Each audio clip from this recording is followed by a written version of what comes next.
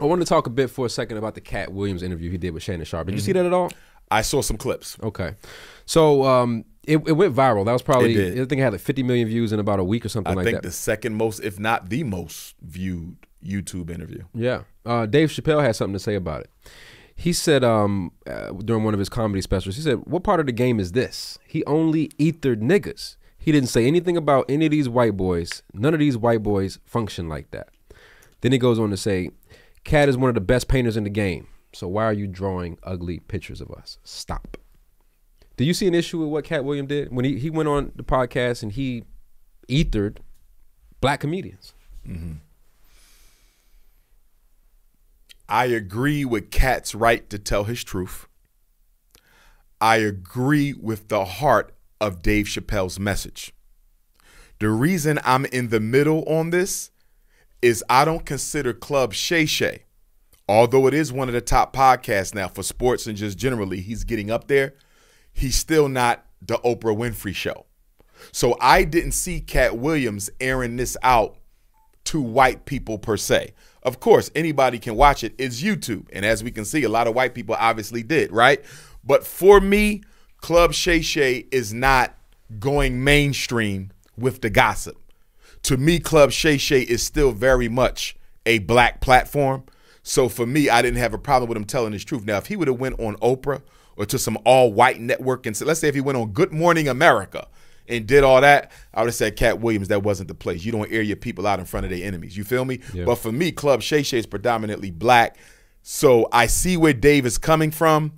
But at the same time, because he told his truth on a black platform, I don't have a problem with it. And nearly everybody he talked about has no strong history of doing anything for black people anyway. So I'm really in the care less community on this issue.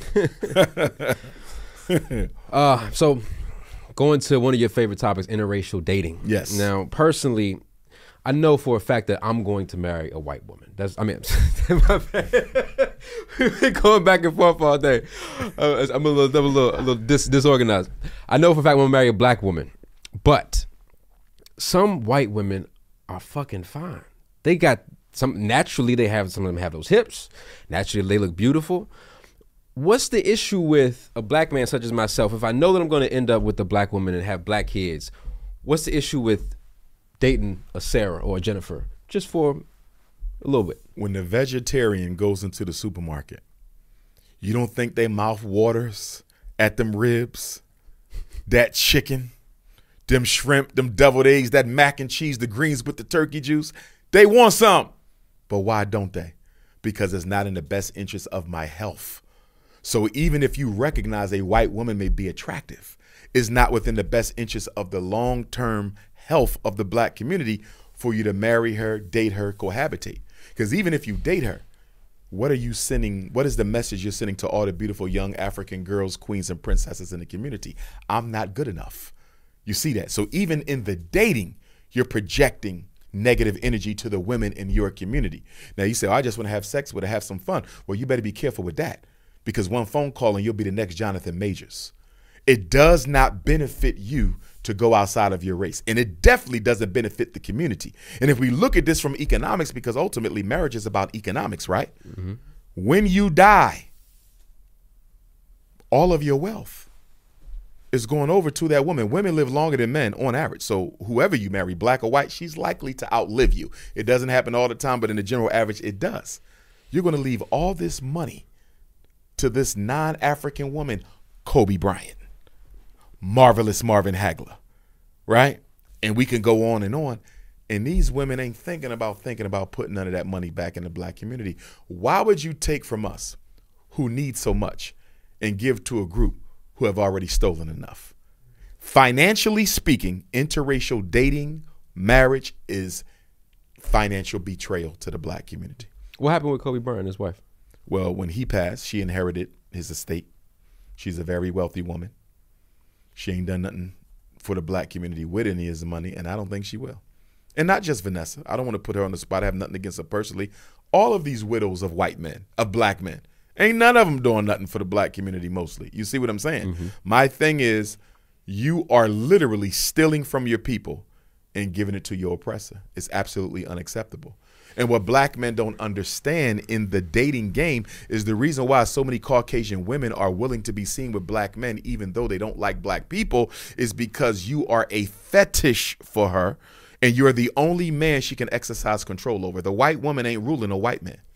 On average, the white woman does not control the white man. She knows that because he runs the society. But a black man, oh, I can control him even if he make more money than me. Remember a couple years ago, Ezekiel Elliott and his girlfriend on the Dallas Cowboys? They got into a little whatever in the house, and he taped her. She said, call the police. You still black.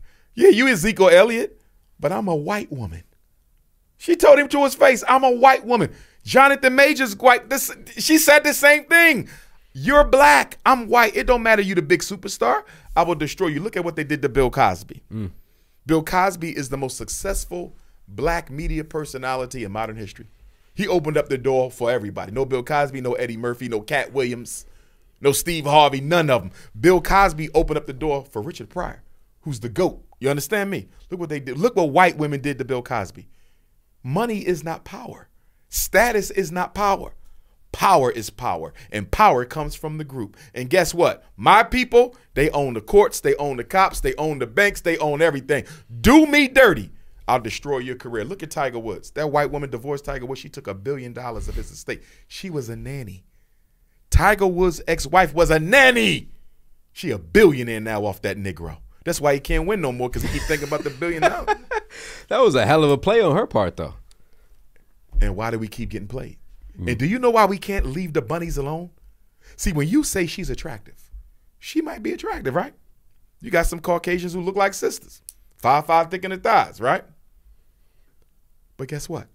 Can you really isolate your nuanced attraction for this white woman from the inferiority you've been made to feel your whole life? Can you really separate your nuanced attraction for this white woman from the fact that you have this yearning to be equal, and you see in her, and you see in a relationship with her, the possibility of maybe the white man looking at me a little bit more different? An oppressed person can never separate the consequences of the oppression from any decision they make. From the house you buy, the car you drive, the women you marry, your oppression is always operating somewhere within the periphery.